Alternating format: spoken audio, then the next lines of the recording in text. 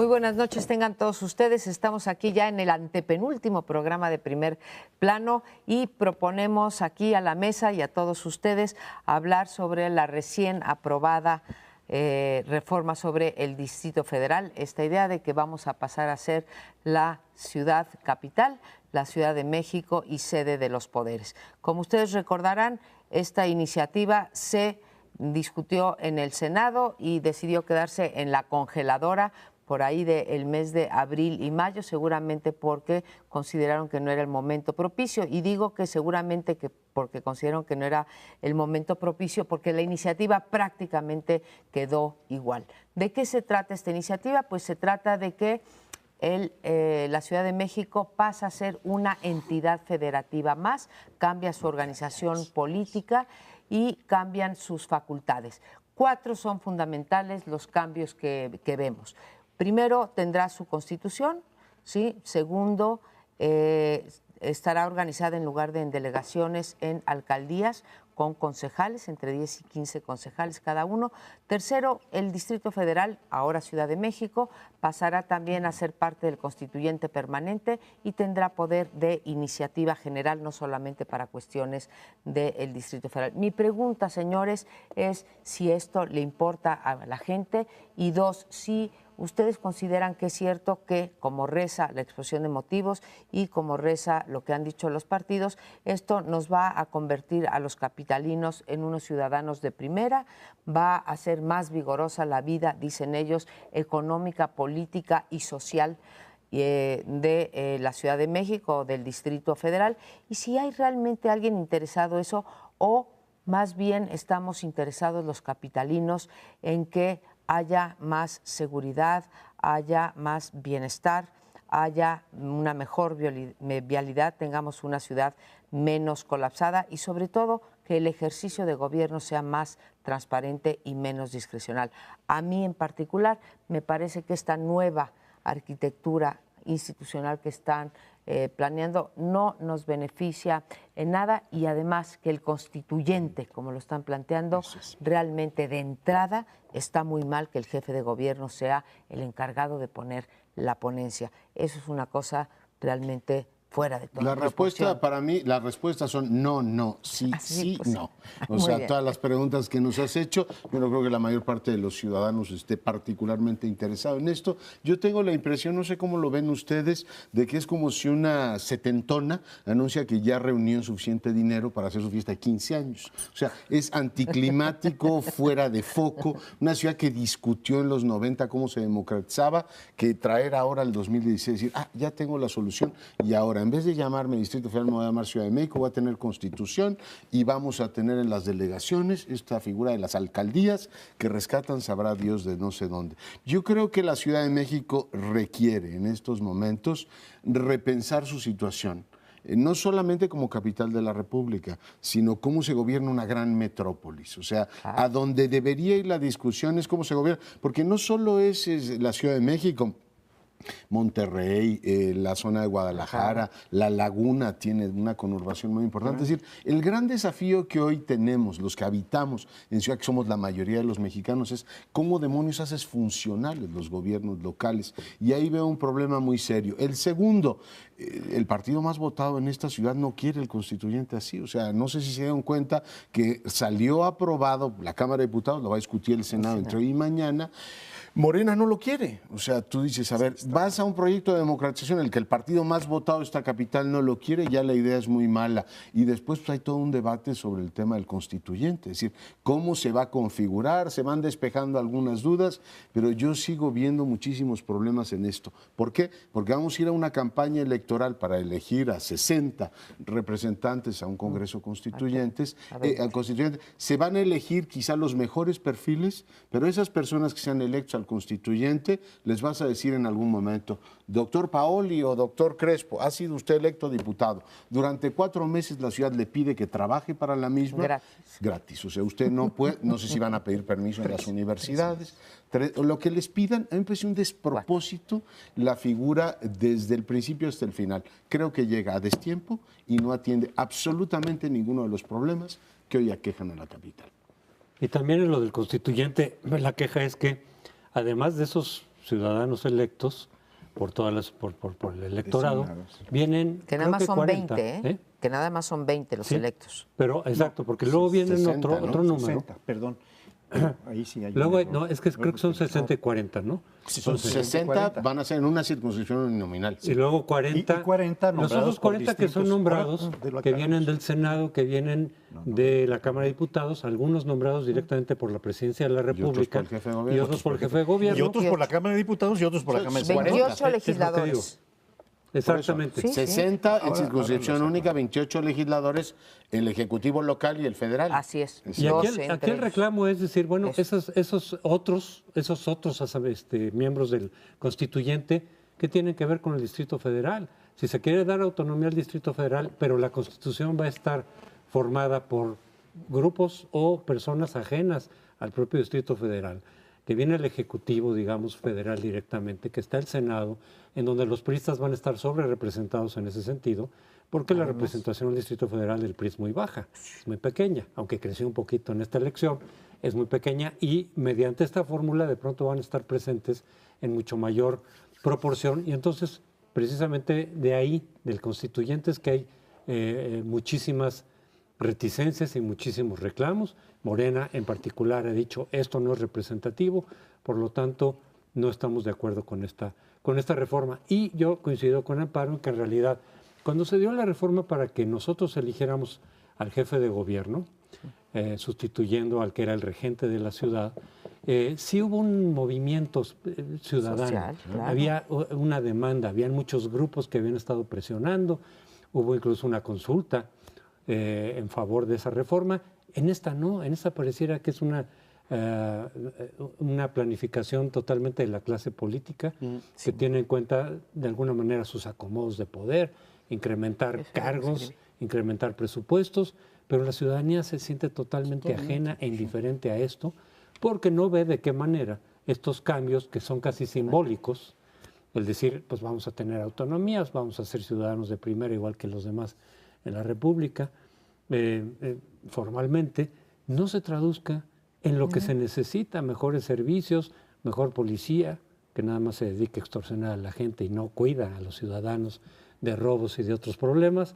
¿En qué se va a traducir? Pues pura cuestión simbólica y arreglos entre la clase política.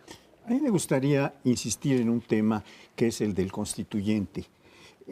Este tiene que ser un constituyente, los juristas hablan de constituyente originario y hablan de un poder reformador de la Constitución.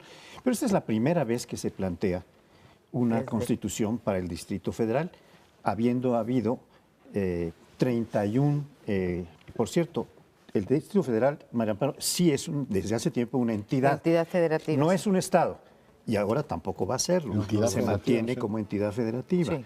No es una nueva entidad federativa, es Ahora- una de las ahora voy a 32 decir. que existen. Bien, pero el constituyente originario se supone que debe ser el soberano, como varias veces ha dicho en distintas ocasiones Leonardo. Es decir, la ciudadanía del Distrito Federal.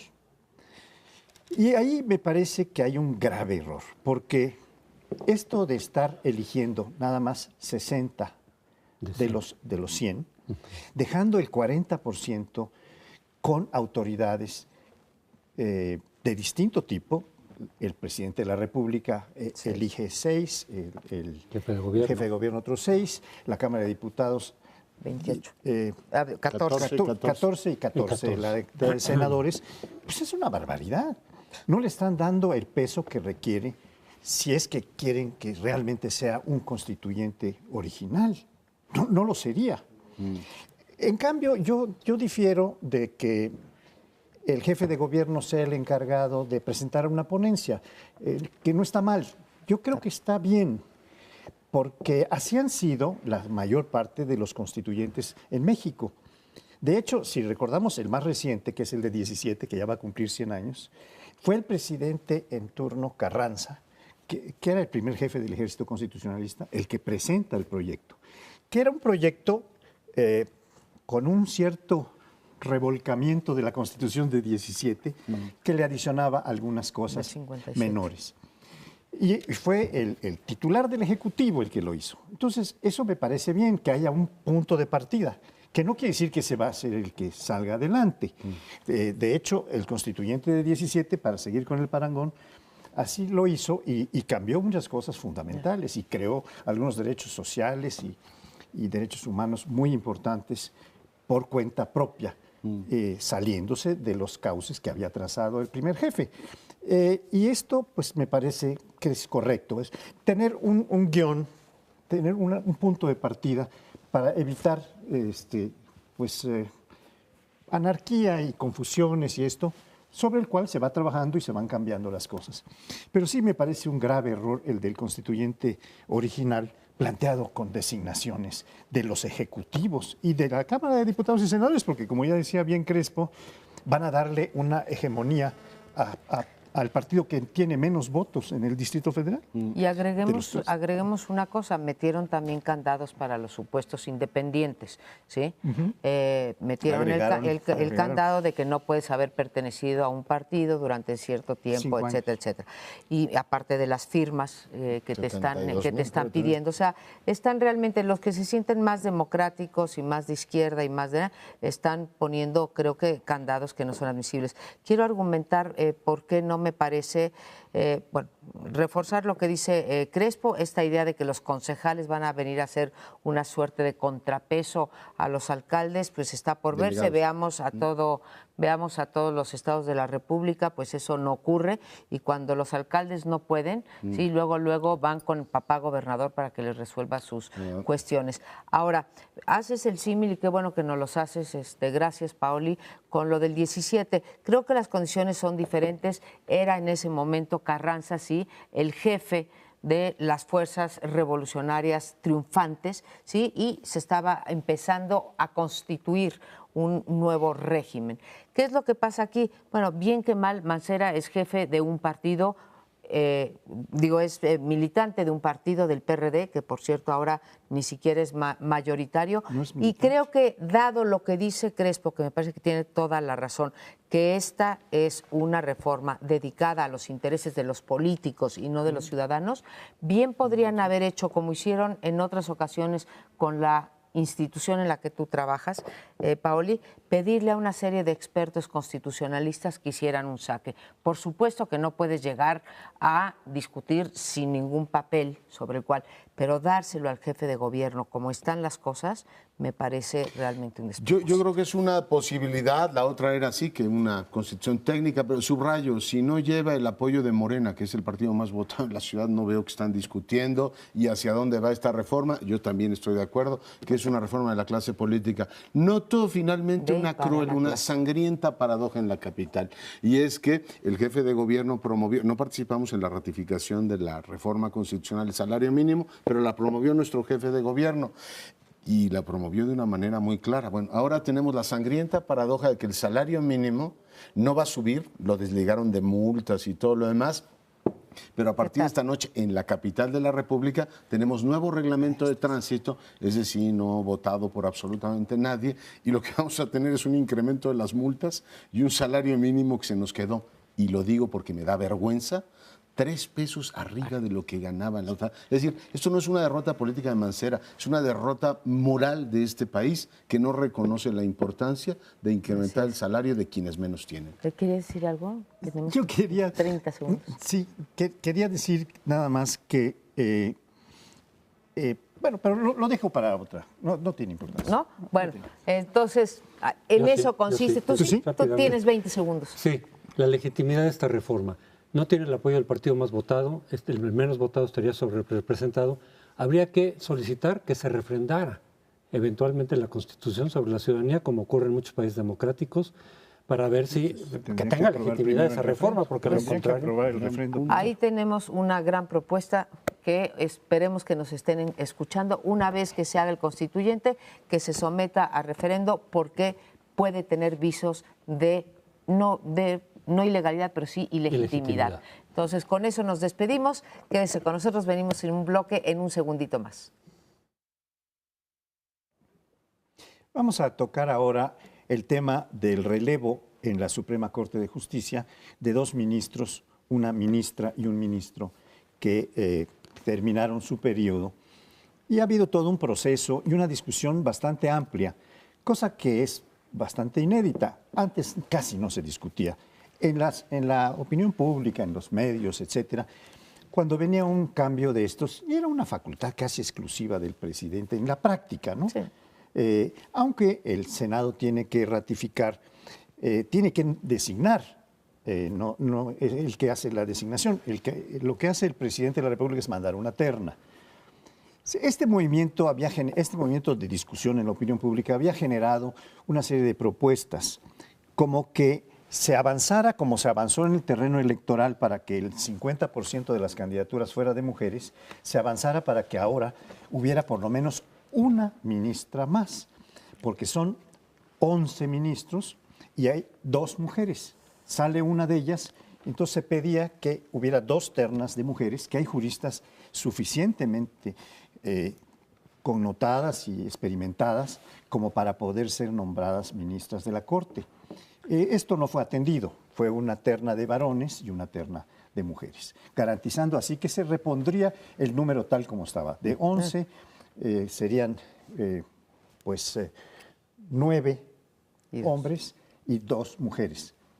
Y pues esto ha causado un cierto resquemor del que yo soy partícipe, en el sentido de que, pudiendo haber avanzado un poco en la equidad de género que el presidente dijo que iba a sostener y que no se hizo. Y no se hizo con esta argumentación de que es conveniente que sean expertos y conocedores y buenos juristas que sepan tomar decisiones, cuando hay muchas mujeres que lo son y que han venido siendo discriminadas por razones de género, y pudiendo haberse hecho en esta ocasión un avance como el que se hizo en las elecciones pasadas de junio de 2015, en donde se eligieron casi el 50% de las mujeres en las curules de la Cámara de Diputados.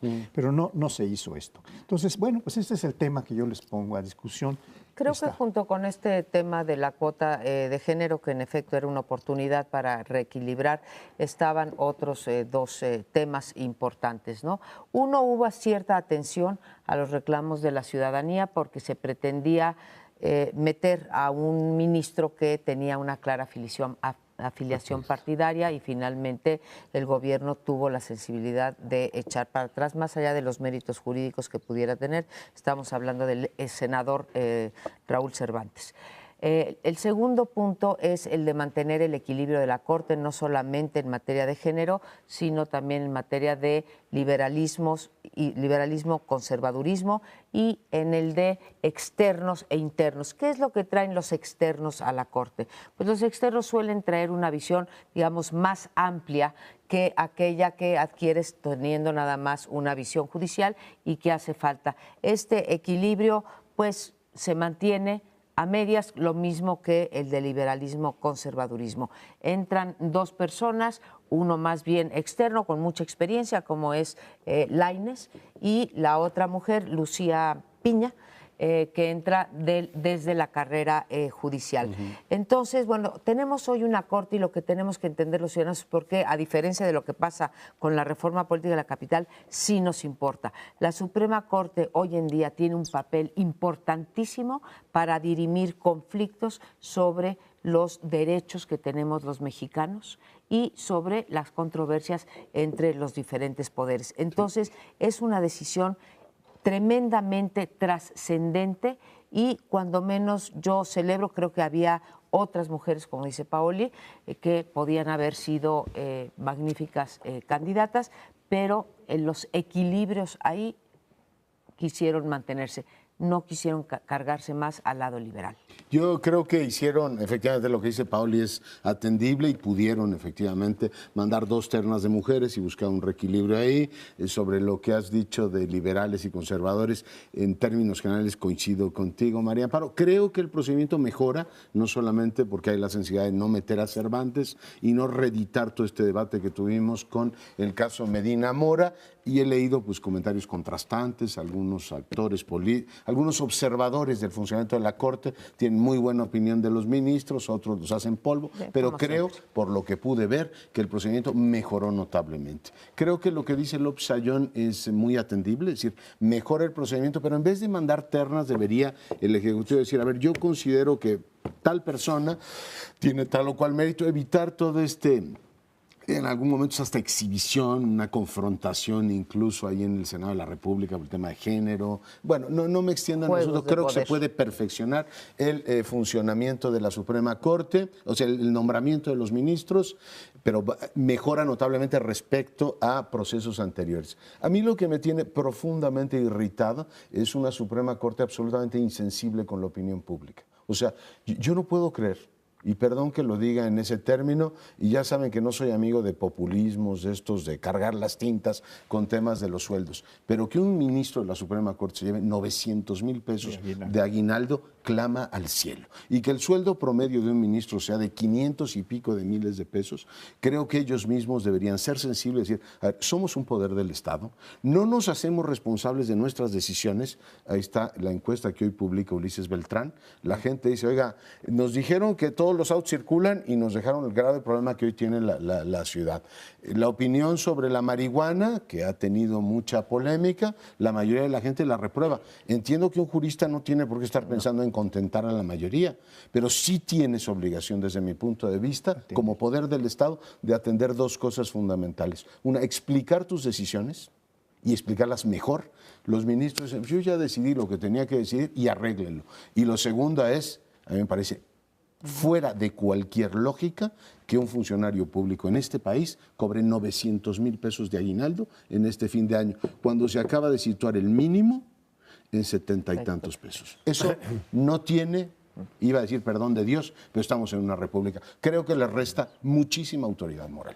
Son muchísimos los privilegios que gozan los ministros de la Corte. Después también cuando dejan de estar como ministros, pues reciben muchísimas prebendas y beneficios de todo tipo que no se justifican en un país como este. No sé si en otros países más ricos igual y esos niveles fueran aceptables, pero aquí desde luego que no.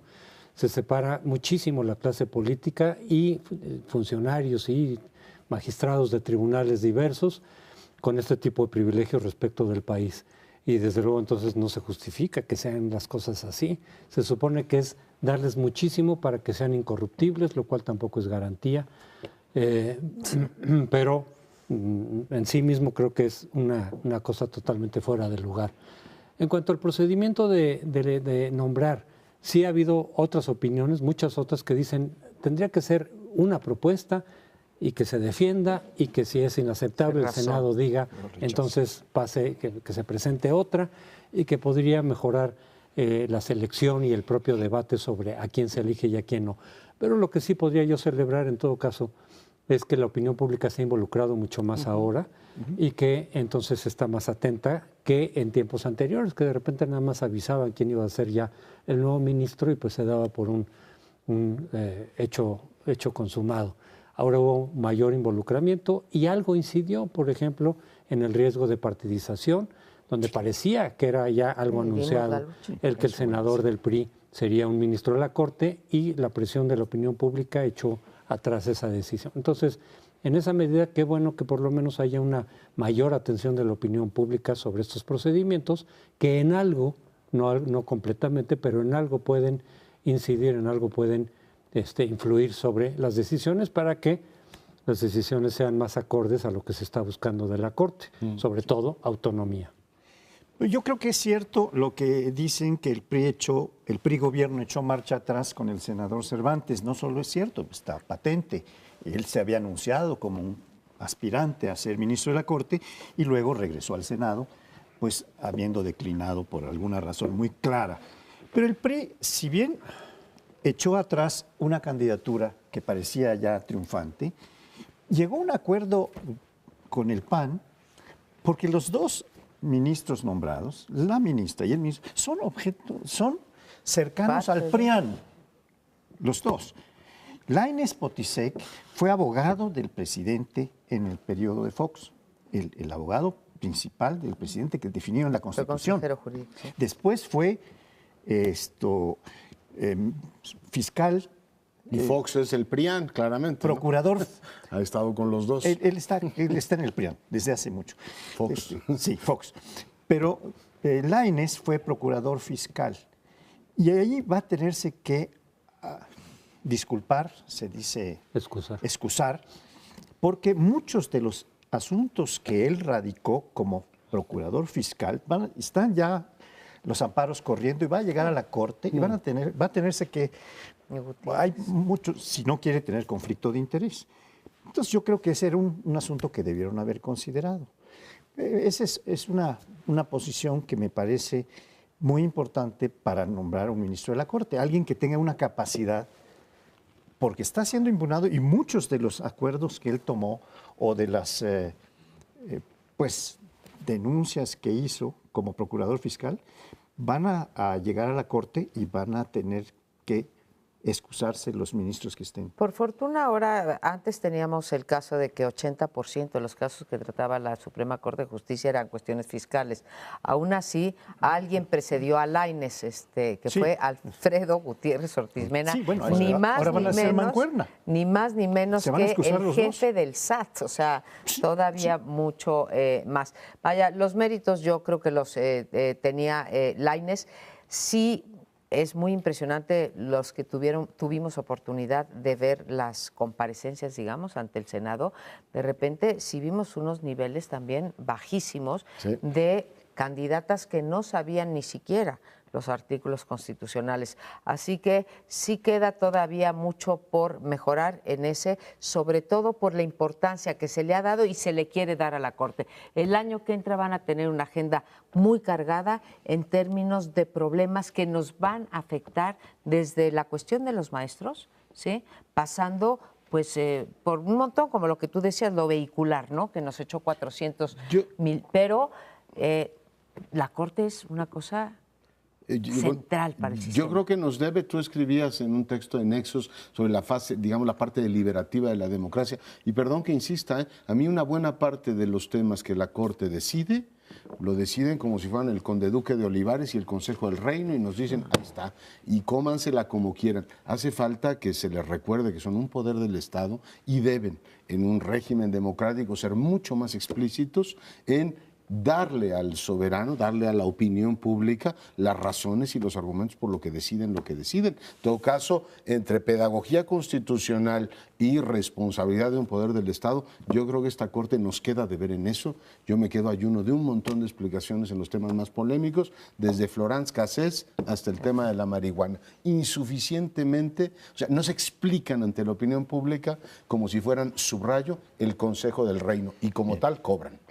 Bien, pero siendo un asunto de la mayor importancia, tal vez vamos a volverlo a tocar.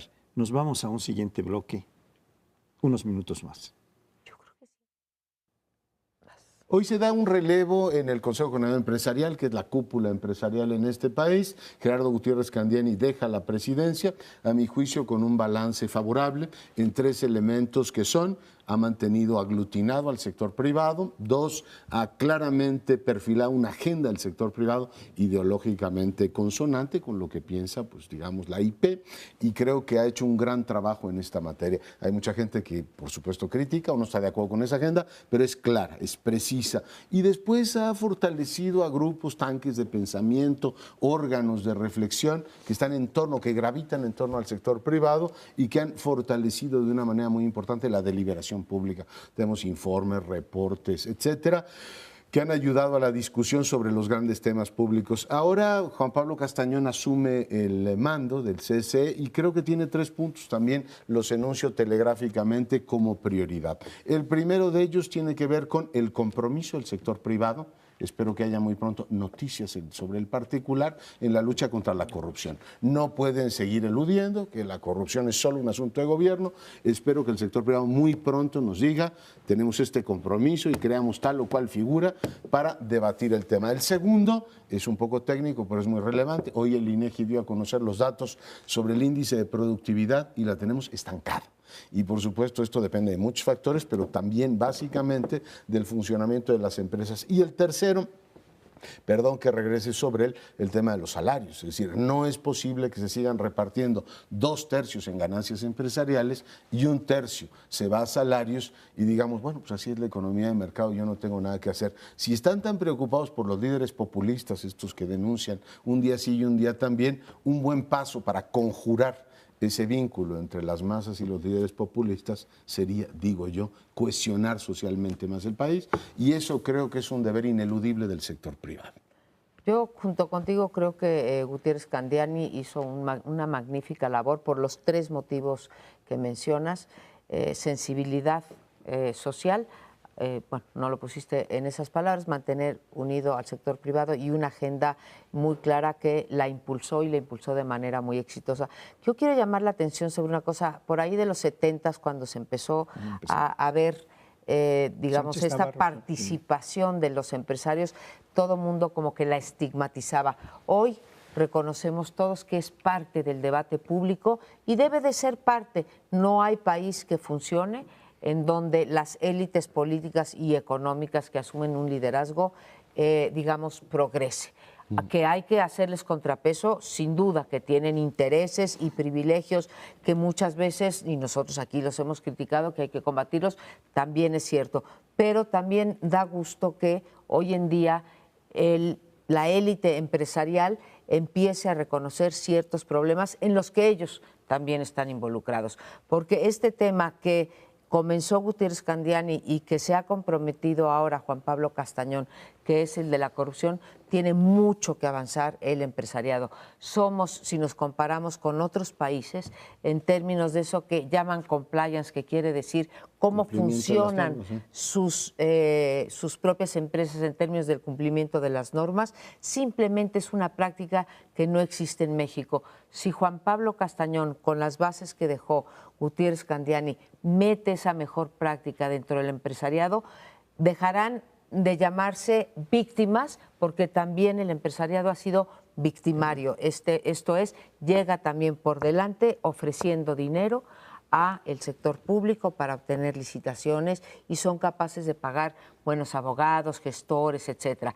Y aquí me gustaría también ver una segunda agenda de Juan Pablo Castañón, que son las pymes en México, las pequeñas y medianas empresas, que son las que más sufren la extorsión y las que menos recursos tienen para aguantarlas. Las pymes en este país tienen 78% del empleo y hay que empujar esa agenda y no nada más la de la élite económica. Bueno, yo quisiera recordar esto que mencionaba muy de pasada María Amparo, que es el origen del Consejo Coordinador Empresarial. Fue impulsado en el año 71 durante el gobierno de Echeverría, que se consideraba un gobierno populista, por un gran ideólogo del empresariado que era don Juan Sánchez Navarro. Él fue el primer presidente del Consejo Coordinador Empresarial y él impulsó toda una ideología, una plataforma de principios que iban en este sentido en alguna medida, en la combate a la corrupción que mencionaban, pero que no se había atendido suficientemente. Y ahora estamos en presencia de un empresariado que en parte es responsable de la corrupción, no digo que totalmente, y hay empresarios, la mayor parte quiero pensar, que son gente honrada, que cumple sus obligaciones tanto fiscales como de otro tipo, y que no propicia la corrupción. Pero hay otros que están dedicados a propiciar y que hacen sus fortunas en breves lapsos porque se coluden con autoridades o con el crimen organizado incluso para lavar dinero. Y esto es algo muy grave en un país en donde tenemos un lavado de dinero muy abultado, pues que el Consejo Coordinador Empresarial se tome esa meta, se tome esa responsabilidad. Creo que eso es un punto importante que debemos destacar.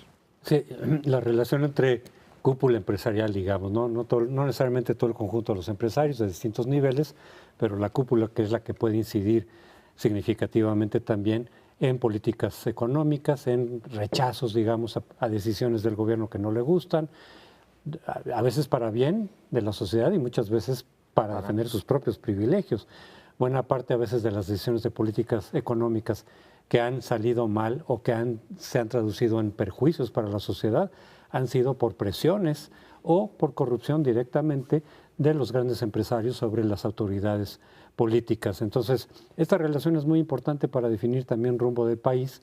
En México en particular, el PRI, por razones ideológicas, decidió no tener un sector empresarial, sino dejarlo, digamos, fuera de la representación orgánica y corporativa del propio partido, pero le dio un lugar privilegiado de todas maneras, porque las organizaciones empresariales pues tenían y tienen derecho de picaporte para negociar de frente, en una situación directa con el poder político, sus negocios, sus condiciones, en fin, eso lo hemos visto. Y también de pronto el paso de miembros de los grupos empresariales, incluso directivos o presidentes del Consejo Coordinador Empresarial, a la política.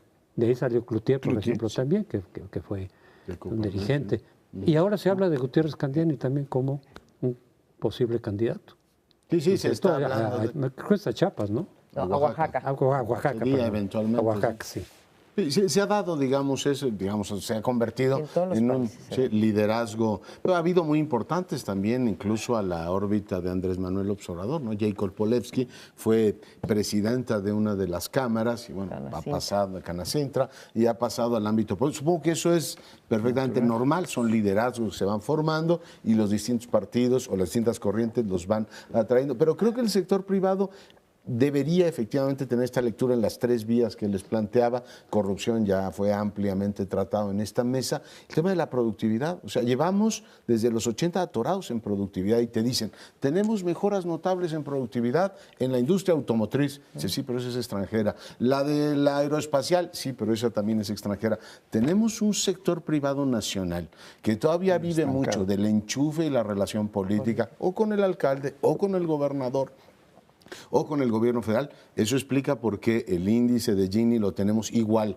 antes y después del gasto público. Es decir, mucha gente sigue viviendo en el sector empresarial de los contratos con el gobierno, lo cual es fatal para una economía de mercado. Deberíamos tener pues, una diversificación mayor, es decir, una especie de privatización del sector privado que los obligara a incrementar dramáticamente la productividad, porque, no me extiendo en el asunto, si no sube la productividad no vas a subir los sueldos y no vas a reducir las desigualdades que hoy tiene este país. El único sector que mejoró notablemente en productividad este año, ¿saben cuál es? El primario. O sea, el que está metiendo métodos revolucionarios. O sea, el sector industrial lo tenemos parado. Y una buena parte del mismo vive de compras al gobierno y de venderle servicios al gobierno. Ahí está la tragedia de ICA, que creo que merece en algún momento una reflexión por parte de esta mesa, una empresa emblemática nacional. Pero lo dejo ahí, creo que el asunto de la productividad, aunque es más económico que político, tiene implicaciones enormes en el cuerpo social de este país.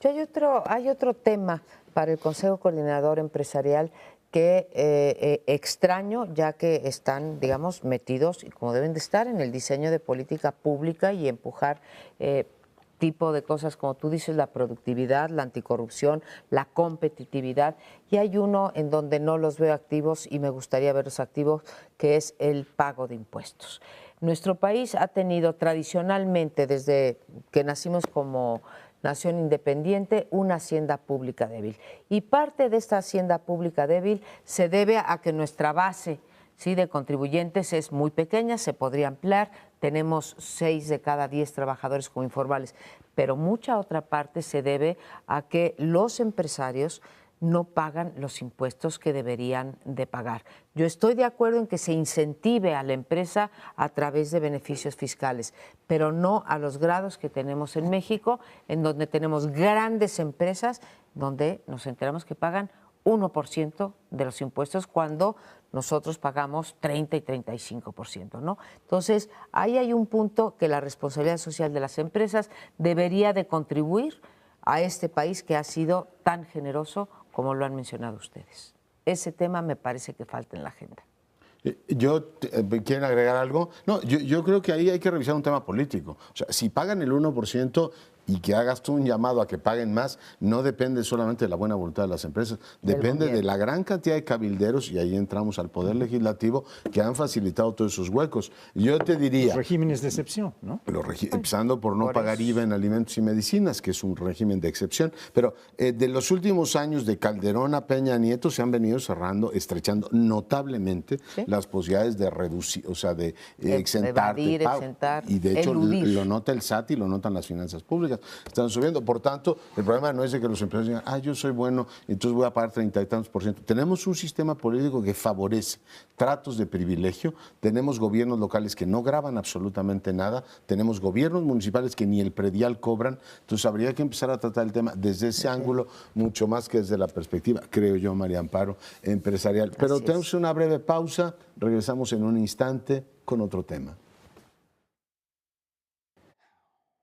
Pues continúa la controversia entre el fiscal electoral Santiago Nieto y el Partido Verde y sus aliados, sus múltiples aliados y poderosos aliados, en relación con el llamado a investigar a Arturo Escobar por presuntos delitos electorales que en principio habían muchos elementos para pensar que sí se habían cometido por parte de Arturo Escobar. Y la juez, a final de cuentas, en la que recayó el asunto, pues se exoneró. Y no tenemos bien las razones de por qué, pero uno puede suponer que pues, la justicia mexicana está sumamente en estado de putrefacción, de que hay muchísima corrupción ahí, de que los intereses poderosos pueden incidir directamente sobre las decisiones de los jueces. ¿Por qué? Porque, bueno, no solamente por los antecedentes de Arturo Escobar, lo que se ha mencionado mucho, que fue encontrado, digamos, con $1 millón para motivos electorales hace algunos años, de lo cual nunca hubo explicación, nunca hubo nada, no se explicó qué había pasado ahí, pero eso pudo haber sido también un delito electoral, sino que si hubo varias faltas administrativas que fueron sancionadas por el INE y ratificadas por la Suprema Corte, por el Tribunal Electoral, el Tribunal algunas las echó para abajo, pero muchísimas las ratificó e incluso las calificó de graves. El INE no aplicó lo que la ley dice de que después de varias tarjetas amarillas le corresponde una roja, pero esas faltas administrativas que sí fueron ratificadas como tales y sancionadas con multas, detrás de ellas, no de todas, pero sí de muchas, hay un delito electoral. Es decir, la figura de falta administrativa es distinta, entonces se sanciona al partido con alguna multa, eventualmente con la pérdida de registro, dice la ley. Y también hay algunas que son causales de nulidad en ciertas circunstancias, pero detrás de esas, en muchos casos, hay delitos electorales. Entonces, si la juez dice, Arturo Escobar no lo es porque las pruebas que se me presentan no son suficientes, o qué sé yo, bueno, alguien cometió esos delitos electorales. Eso de las tarjetas platino es un delito electoral. No fue Arturo Escobar, pese a que parece ser que estaban las firmas de todo eso, pues tiene que haber habido alguien que cometió esos delitos. Hay nuevas, hay nuevas evidencias o nuevas denuncias de delitos que exhiben al Partido Verde Ecologista como un partido muy corrupto, desde aquella frase del niño verde que fue publicada en distintos videos de ¿y a nosotros cuánto nos va a tocar? Cuando se discutía la aprobación de un predio. De un enorme predio, de un desarrollo que violaba las leyes. $2 millones. Y dijeron $2 millones. Bueno, pero ahora ha surgido una nueva cosa que el suplente en la Cámara de Diputados de Escobar, que es ahora subsecretario de Gobernación, ex subsecretario de Gobernación, fue denunciado en el INE porque ellos contrataron por 11 y pico millones la factura de camisetas con el símbolo del Partido Verde para distribuir en sus campañas electorales. Que es como para vestir un ejército, ¿no? 11 millones en esa camisetas. Empresa que hacía camisetas no cumplió. Entonces tendría que resarcir los 11 millones. Ahí empiezan las interrogantes, porque en lugar de devolver los 11 millones que le habían entregado, devuelve terrenos como parte del pago. Y esos terrenos no son escriturados al Partido Verde, no son entregados al Partido Verde, sino a este señor, Marco Antonio, se me va el nombre exacto, que fue suplente de Arturo Escobar cuando era presidente. Entonces le asignan a él, y eso se descubre porque el INE ve que hay una escritura que pagó el Verde, la escritura del terreno que le escrituraron a este señor. Se va para ti y el partido paga la escritura. Y el partido paga además la escritura porque le entregó el terreno y le pagó la escritura, que ya era lo de menos, ¿no? Pues el terreno vale millones y la escritura valía 100,000 pesos, 90 y tantos mil pesos. Pero ahí se empieza a descubrir el asunto donde Otro muestran delito. cómo se hacen las operaciones dentro del Partido Verde, que es verdaderamente pues grave, ¿no? Es una reiterada violación a las leyes. Sistemática, ¿verdad? Y sistemática. Bueno, la hace sistemática, ya es un sistema de corrupción el Partido Verde. Yo quiero regresar al tema que ponía hacia el final José Antonio Crespo, donde decía, bueno, si no fue Arturo Escobar, y no fue Arturo Escobar porque no se integró bien el expediente, aquí ya sabemos, porque siempre decimos de la politización de la justicia, que si se quieren amolar a uno o al otro. No, la politización de la justicia también se da cuando no se integra bien un expediente o cuando un partido, en este caso el partido en el gobierno, está solapando otro partido, porque del revolucionario institucional también debiéramos de haber esperado, después del discurso del presidente, decir, a ver, yo me hago para atrás y que esto se investigue. Y decía Crespo, bueno, si no fue Escobar, alguien cometió el delito, entonces que siga la averiguación. Yo diría lo mismo con respecto al fiscal. Voy a suponer, sin conceder, que Santiago Nieto cometió una serie de faltas, ahí sí, administrativas, porque no, digamos, mintió aparentemente en el currícula, cosa que no lo hubiera, además, yo no sé por qué omitió, bueno, cosa que no lo hubiera descalificado para ser fiscal. Pero vamos a suponer que el fiscal tuviese que ser removido. Yo sí esperaría que el caso se siguiera persiguiendo por la Procuraduría hasta agotar eso, y eso es precisamente lo que no estamos viendo. Lo que estamos viendo hoy en día es la vuelta de la discusión pública para señalar a un fiscal y nos olvidemos del Verde. Y lo que no podemos dejar fuera es que aquí hay un delito o un presunto delito que acompaña a muchos otros que, bien dice José Antonio, ya fueron probados, tan fueron probados que fueron castigados, ¿sí? Y ver qué es lo que procede con esta conducta ilegal sistemática, no por uno, sino por varios militantes del Partido Verde Ecologista de México. Yo estoy de acuerdo con todo lo que han dicho, no tengo absolutamente nada más que agregar. A mí lo que me resulta profundamente molesto es la chambonería del Estado mexicano. O sea, a ver, Santiago Nieto, ya lo dije, él no debió haber omitido, es una pieza importante que debió de información que los senadores debían saber. En fin, no lo hizo. El hombre procede contra Escobar, creo que tiene fundamentos lo que dijo, pero va y lo denuncia efectivamente públicamente. Bueno, aunque sea Escobar y sea muy impopular, tiene derecho a la presunción de inocencia y un fiscal no tiene por qué violar eso. Mal. La comedia de equivocación. Después consigna el expediente, ya lo dijo Crespo, y la juez dice, pues simplemente no pasa. Igual que un juez les dijo a lo que el presidente municipal de Cocula, después de tenerlo 41 días arraigados aquí, señores, se regresa. Pero ¿a quién le crees a estas alturas? ¿A los jueces que se hacen absolutamente ojo de hormiga en todos los temas? Tienes, ya discutíamos la Suprema Corte, absolutamente desentendida de la justicia cotidiana y del funcionamiento de los jueces en términos generales. O sea, yo no sé si creerle a la juez o que estuvo mal integrado lo de Nieto, como tampoco ustedes me dirán a quién le creen. Al alcalde de Cocula, que sale y fue recibido en olor de multitud después de que lo tuvieron retenido 40 y tantos días o no, la verdad es que ya no sabes en quién confiar. O sea, el nivel de chambonería en la integración de los expedientes, la falta de rigor en el manejo en la integración del propio currículum vitae del fiscal y las tropelías de un Verde que se dio el lujo, y con esto termino, de expulsar a un diputado local en Chiapas. Porque dijo, este señor cometió tal nivel de delitos electorales que nos está desprestigiando. Y uno dice, qué barbaridad, si un delincuente electoral desprestigia al Verde en Chiapas, pues cómo estará el patio, ¿eh? Pero bueno, realmente sí hay un problema de dónde ubicarse. Yo, Leonardo, no sé a quién creerle, si el fiscal, si la jueza, si la procuradora, si el presidente, pero sí sé a quién no creerle, como la gran mayoría, y también lo muestran las encuestas de los mexicanos. Y eso es al Partido Verde, que se ha comportado año con año, ¿sí? Pero de una manera totalmente fuera de la ilegalidad. Derecho, pero y lo mínimo que se le puede pedir es que lo integre. Sí, no importa. Con un gran cinismo. Debemos defender el debido proceso, sin incluso duda, para Escobar. Y la presunción de inocencia también. Sí, se equivocó en las tres cosas, se equivocó en las tres cosas el fiscal anticorrupción. Pero insisto, que se persiga el delito hasta sus últimas consecuencias. Sí, estoy de acuerdo con Amparo.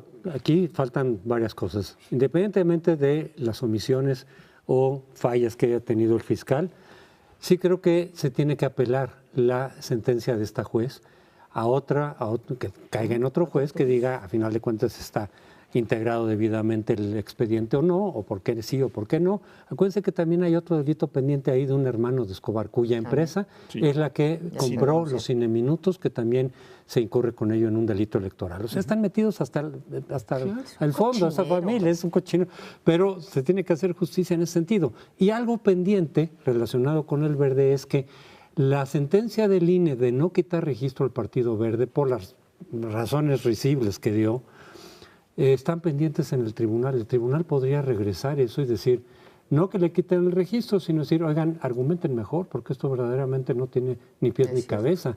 Las argumentaciones que dieron en el INE para mantener el registro del Verde verdaderamente están fuera de propósito, pero el tribunal podría todavía, en todo caso, regresar para que se argumente mejor, en todo caso, esa decisión o se revise esa posibilidad.